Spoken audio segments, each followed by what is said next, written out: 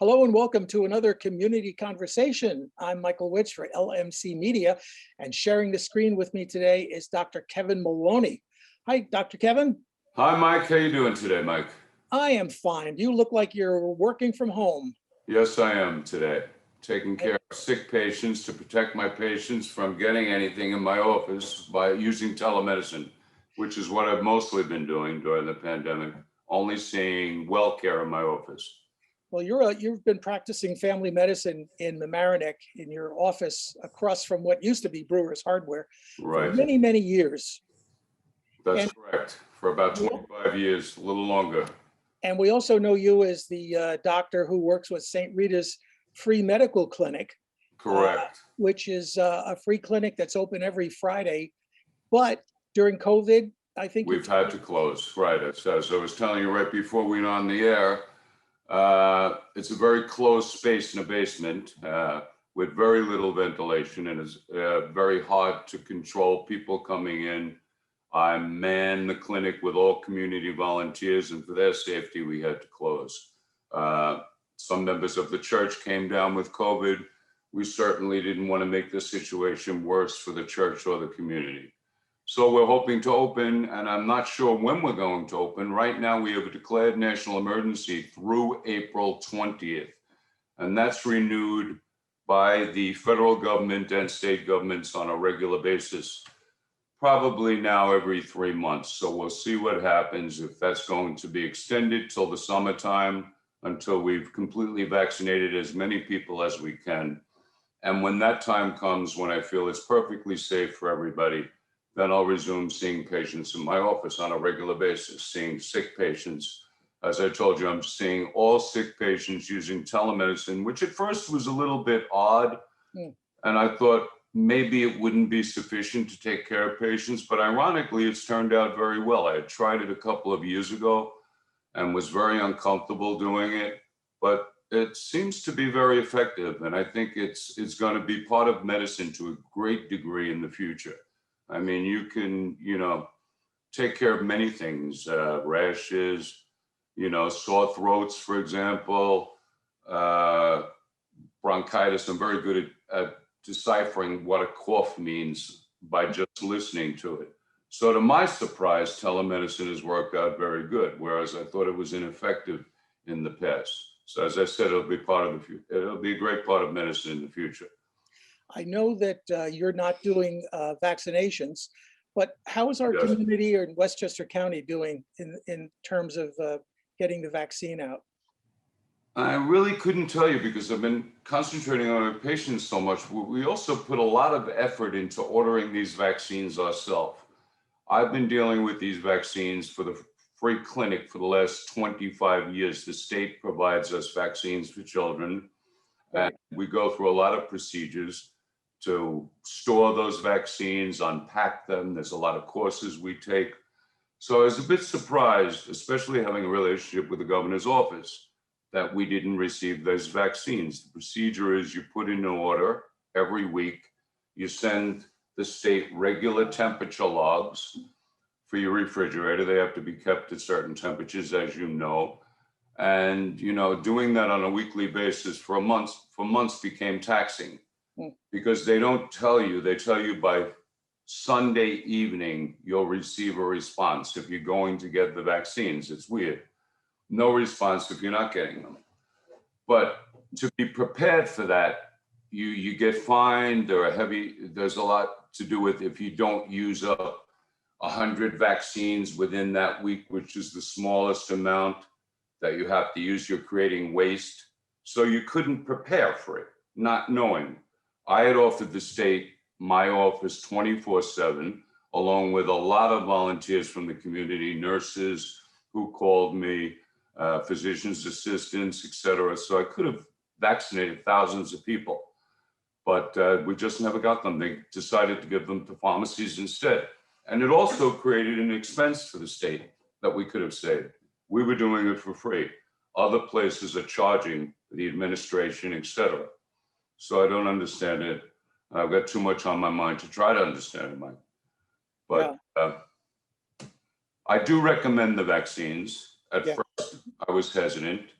especially them being genetically linked. I've never seen, it's a whole new science, which I, like many other people, were hesitant and skeptical about. But it seems that nobody's getting any ill effect from the vaccines. We don't really know if it's the vaccines yet that are working or if it's the isolation of people that are working. Everybody's being very good, especially in Westchester County, I noticed, which is where it first hit. And I believe that's why we take it perhaps a little bit more serious than other communities do. Do you have people who are anti-vaccine? What do you tell them? Yes, I tell them it's their personal choice. We certainly don't want to start another fight between groups of people with all that's going on today. Black, white, yellow, red. I mean, you've got to have a hat for whatever group you're around today.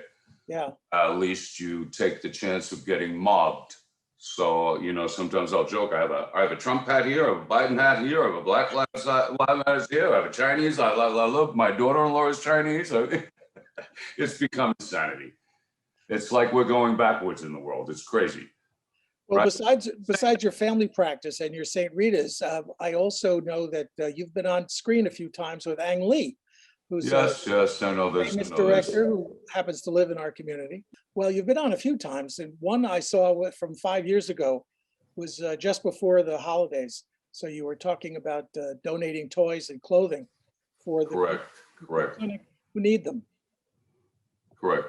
Yeah. Well, we have a lot of celebrities that live in our area. You wouldn't know, well, some of you might know it. It's a wonderful area to live in, Westchester County. And as I said, the people in Westchester County, I really respect them. Traveling around, I see that Westchester County is being extremely careful, more so than other communities.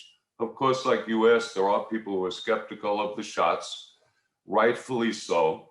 What I'm getting from most people is they're deciding to wait.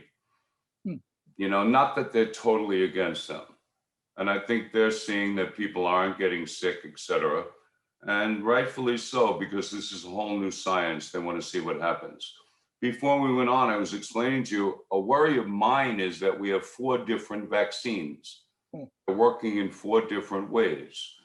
So each vaccine has mutations that we call variants that develop.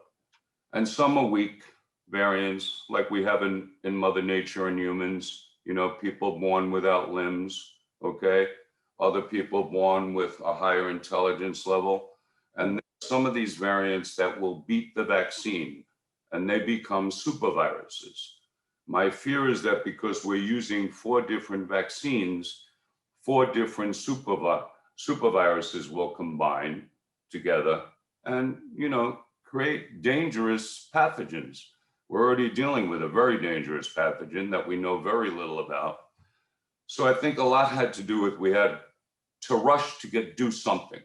So different companies, but in retrospect, perhaps all of these companies should have come together and developed one vaccine that with the most efficacy, okay, to avoid variants, which is a worry. For example, the flu shot is the same shot every single year from different companies for the reason I just said. You don't want to create mixes within these viruses. This virus seems to be, to me, laboratory created because it's a very smart virus. Those of you watching who have had it will notice that it will either settle right here in your throat and you'll try to clear it. But most times it goes directly down to your lungs, beyond where our cough reflex is. So many people, the majority of people with COVID symptoms, respiratory symptoms, don't realize they have phlegm. Yeah. And it feels to them like a dry cough. So I spend much time every single day on the phone with patients telling them, no, your cough isn't dry. And they'll tell me their oxygen level might be 90 on a pulse oximeter that they have in their home. And with repetitive coughing, they'll feel the phlegm come up that they didn't realize was there. And when I say it's a smart virus, it goes directly and binds with receptors on our lung, blocking lung tissue and preventing air from entering into the lungs. It's a very weird thing. We've never seen anything like it, which is why it's so dangerous.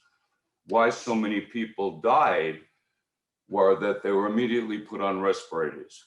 You remember Governor Cuomo calling Sure.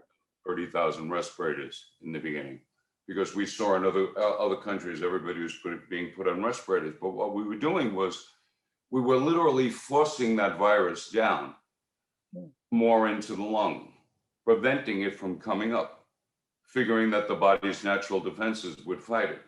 Those parameters were since lowered. We're more hesitant and reticent completely to put people on respirators for that reason, because we're suppressing the body's natural immune system to cough that virus out of ourselves. You know, when you have a cold or bronchitis or anything, how you cough the phlegm up, you're also getting rid of that virus. With this, it's been very hard because oxygen levels dropped quickly, and we believe that the best thing to do was to force oxygen into the lungs, but we're also forcing the virus down into the lungs. That has since changed, and oxygen levels have to be much lower now before we'll consider putting a patient on a respirator. I was telling you also before we went on the air, there's no protocol for treatment, especially outpatient treatment. Different, all different know how to treatments in treat. different places. Yeah. Right. We all know how to treat strep throat, for example. You know what antibiotic we'll all give, and there are certain antibiotics that we've studied and know that, you know, will kill strep when it grows to abnormal numbers.